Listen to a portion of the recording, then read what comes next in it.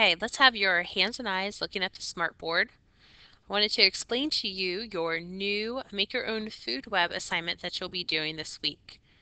So you'll get this handout tomorrow, but I wanted you to have an idea of what you'll be doing whenever you get it. So tomorrow I'm going to assign you a partner that you're going to be working with for just this week. So when you're planning your food web, you're going to be planning a farm food web. So they're going to be things that you might find down on the farm. So you must have at least 10 living things in your food web. Okay. Your food web must contain pictures and names of each of the living things. And you also must include arrows that point from the living thing being eaten to the living thing doing the eating. So you need to show the flow of energy. So where is this energy going? So is that grasshopper giving the energy to the mouse?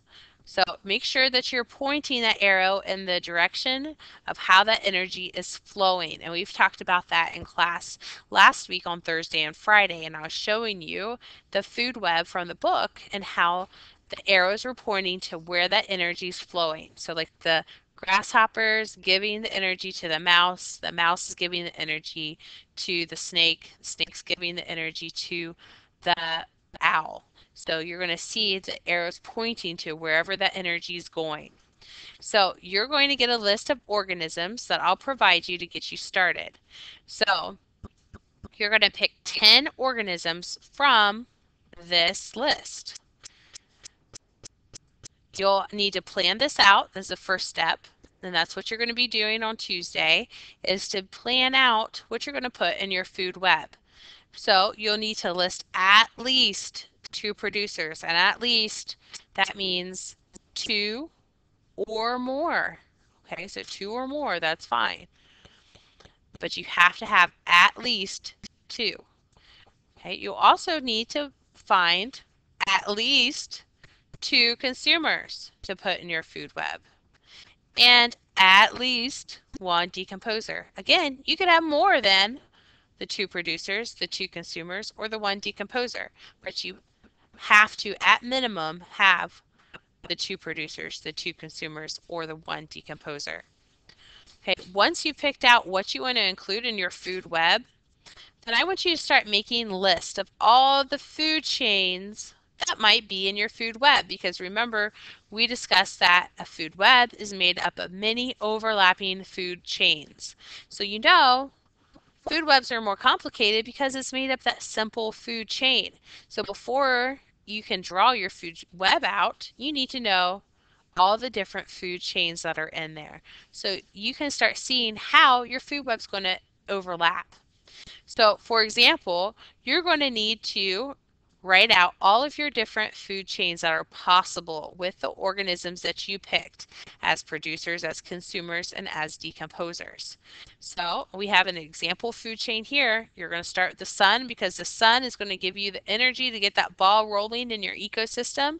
So if the sun, it gives its energy to the oak tree, so the oak tree can produce its own food, and that chemical energy is then transferred to the caterpillar, that's then transferred to the robin.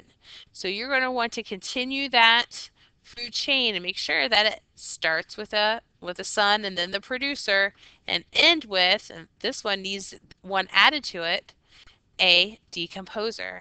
So make sure that you're always starting with a producer and ending with a decomposer. Okay, and then you'll start seeing how your food webs or your food chains are going to overlap into your food web.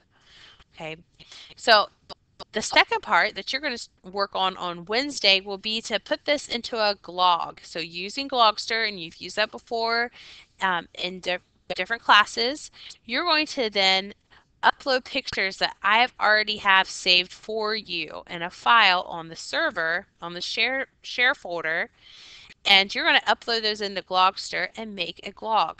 So we'll show you some examples from last year. Okay. So you can see that the students had the pictures of the different organisms that they uploaded into Glogster. and that they were able to put arrows showing that flow of energy and where that energy is going through the ecosystem. So it's important that you stay organized whenever you're doing this project because it could get really messy. You trying to upload all those pictures, and if you're not organized enough, then you're going to have a hard time seeing how they all connect or overlap and putting your arrows in. Because you don't want to have arrows, for example, that go all the way from the snake all the way across your page over to the owl. So you're going to want to try to organize them so you don't have to draw arrows all over the place. You want them close enough together so that way, maybe you put the cougar, closer, or organize them in a way where you don't have to draw your arrows clear across the page like that. Okay, so plan that out beforehand and as you're putting and inserting your pictures in. Here's another example from last year. Okay, and this one's really organized. And they started with the sun at the bottom, but because they're using their arrows, you can see and trace that flow of energy and where things are going. So they did a nice job on this.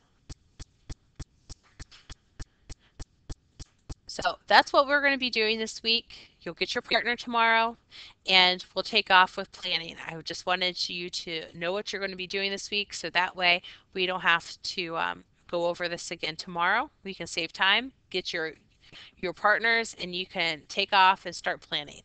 I'll see you tomorrow. I hope you are on your best behavior for Miss Burke and she didn't have to leave any names on her desk or in the responsibility book for me.